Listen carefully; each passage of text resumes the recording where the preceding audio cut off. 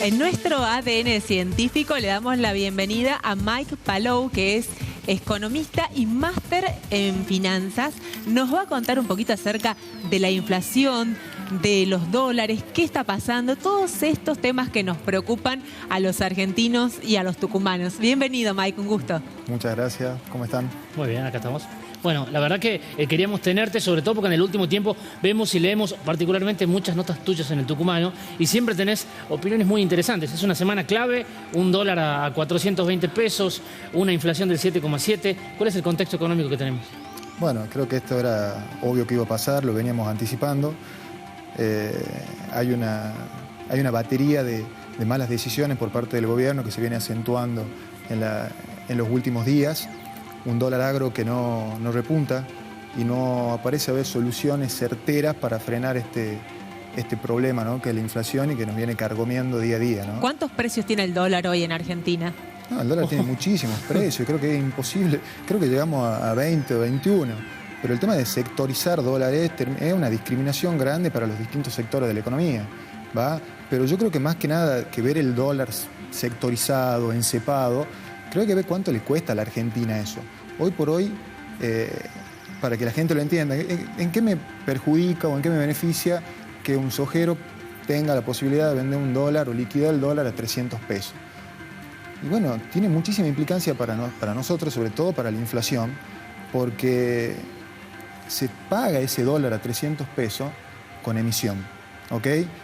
Y nosotros tenemos que entender que la inflación es netamente un fenómeno monetario. Yo siempre la veo, el otro día iba a comer a la casa de mi mamá y me dice, venía renegando por el precio del helado, ¿no? Decía, che, mira, el heladero, y la culpa del heladero, no, la culpa no es del heladero, ¿va? La inflación es un fenómeno netamente monetario y se produce porque hay un exceso de emisión, ¿ok? Muchos países tienen este problema en la actualidad. ¿Por qué? Porque durante la pandemia, para estimular la economía, se emitió. De hecho, se cree que Estados Unidos emitió en los últimos años prácticamente, o después de la pandemia, mejor dicho, prácticamente 2/3 de los dólares que hay en el mundo, ¿ok? Pero para frenar una inflación que se mostraba bastante resiliente con un 6% anual, empezó un periodo de contracción de la economía a través del aumento de las tasas de interés. Durante muchísimos años Estados Unidos tuvo una tasa prácticamente en cero, claro, y una inflación también en cero.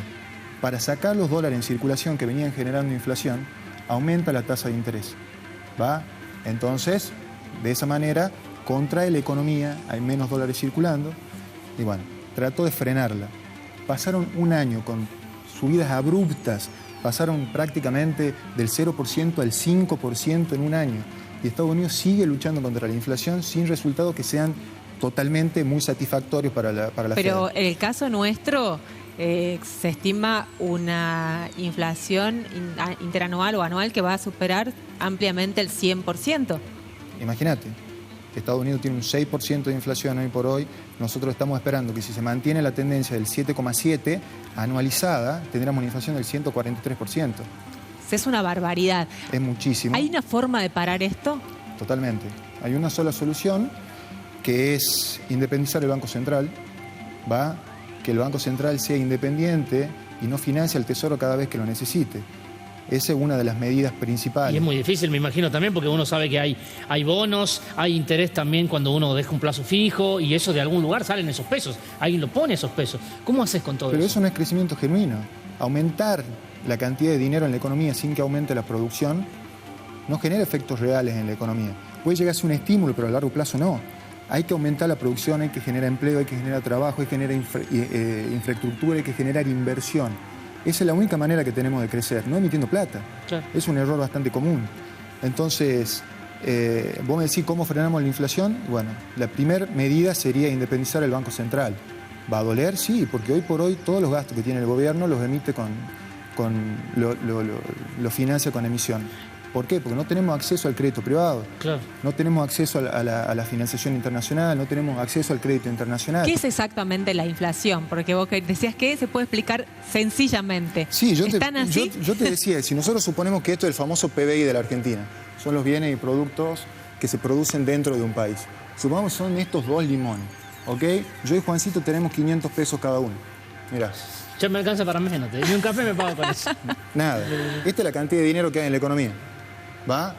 Los limones están valuados en términos de esta plata que hay en la economía. Hay 1.000 pesos en la economía. Si yo duplico la cantidad de dinero y la producción sigue siendo lo mismo, ¿qué pasó con los limones? Se deprecia su... Ahora salen 2.000 pesos, no 1.000. Claro. ¿Ok? Por eso es aumento de precio, pero generalizado. No es el aumento De una un cosa. precio relativo a otro. O sea, ¿ok? pierde valor el dinero y aumenta Pierde el valor del objeto, digamos. Exactamente, en realidad no hicimos nada. En esto de la caída de la demanda de dinero, uno sabe que la inflación básicamente también es eso. Hoy hablábamos de un dólar a 420 pesos, esta semana en realidad, que no sabemos si tiene techo. Que esa es una pregunta, saber cuál es el techo del dólar, el precio del dólar. ¿Es muy difícil saberlo? Sí, yo creo que sí. Porque vos fijate que de todas maneras, a pesar de que el dólar viene subiendo en estos últimos días y hoy particularmente una histeria generalizada que llevó al dólar blue, que tiene un mercado realmente bastante estrecho, un mercado insignificante, yo creo que si lo comparamos contra la inflación, ha sido de 7,7 y el dólar creció un 6%. Claro. O sea, en términos nominales es muy difícil leer esto cuando hay una inflación del 7,7%. Y te hago una pregunta, Mike. Uno siempre que en estos momentos de histeria que contás vos, donde todo el mundo se pone como loco por el aumento del dólar, hay gente que te dice, ¿qué me importa a mí el precio del dólar blue si yo cobro en pesos? Y cuando uno compara los valores de cuánto sale, por ejemplo, acá, un almuerzo en Chile, y uno lo convierte a dólares y dice, bueno, pero ¿qué me importa el dólar si yo cobro en pesos? ¿Por qué es importante saber el precio del dólar? ¿Por qué influye? Porque el precio aproximadamente, porque hay una ley que es la ley de la paridad del poder adquisitivo. El dólar nos ayuda a medir en términos de dólar cuánto sale un almuerzo acá y en otros lugares. Además nosotros, compramos productos y es muy importante porque nosotros compramos productos que están en dólares. Entonces, todo repercute en la economía. Todo, absolutamente todo. Si el dólar sube también los precios en la economía. Por eso tenemos un gobierno que está tratando de estabilizar los dólares financieros en todo momento. Entonces tenemos un dólar que está encepado, totalmente presionado a la baja, en algún momento tiene que subir. ¿Qué es lo que pasa ahora? El plazo fijo rinde un 6,5%. Claro. ¿Cómo hacemos para mantener a la gente que esté en el plazo fijo? Y que no se vaya corriendo. Tenés que subir la tasa. Entonces sube la tasa en la que se endeuda el Banco Central. Claro. Porque el Banco Central también tiene deuda. Emisión futura. Emisión futura, porque nosotros pagamos aproximadamente 800.000 millones de pesos en concepto de intereses de pasivos remunerados solamente. Y el día que todos los ahorristas quieran salir porque ya no le convenga, también tenemos una crisis ahí, potencial. Eso se llama corrida bancaria. ¿Por qué? Porque no sé si el sistema bancario está preparado con liquidez para hacerlo. Claro. Hoy el sistema bancario es como el principal socio del gobierno para absorber y esterilizar la emisión de dinero. Ahora, Mike, si la plata, digamos, cada vez nos rinde menos, ¿dónde queda ese dinero? ¿Quién se beneficia? ¿Qué sector se beneficia económicamente con esta inflación tan alta? ¿En algún sector quedan los dólares? ¿Dónde quedan? No, nadie se beneficia con una inflación alta. Nadie. Estamos hablando de que estamos perdiendo poder de compra. O sea, yo creo que la inflación es extremadamente perversa.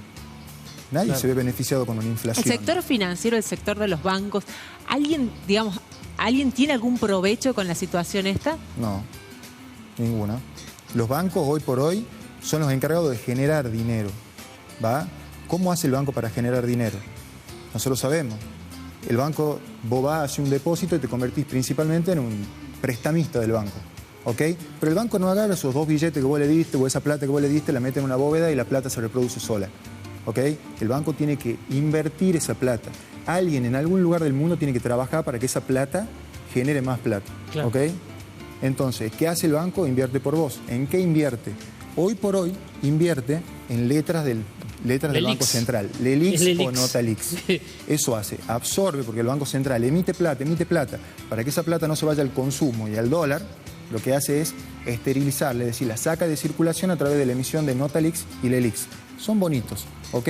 ¿Quién absorben esos bonos? Los bancos comerciales. ¿A cambio de qué? A cambio de un interés.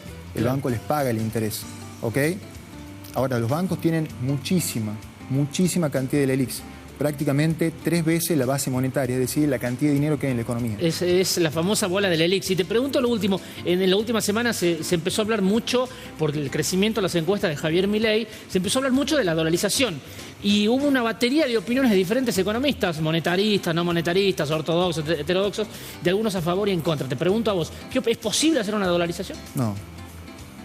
Yo no creo que sea posible. Me gustaría saber cuál es el precio de la dolarización, por dónde vendría el ajuste, cuál sería la dinámica que espera Milei, porque la verdad que hablan de la dolarización, hablan de una moneda común, pero me interesaría saber cuál sería la dinámica de eso. Hoy por hoy, si nosotros tenemos que convertir todos los pesos que están en la economía dando vuelta en dólares, yo tengo una estimación, dependiendo qué agregado monetario tomemos, ¿va? 2.000 pesos un dólar.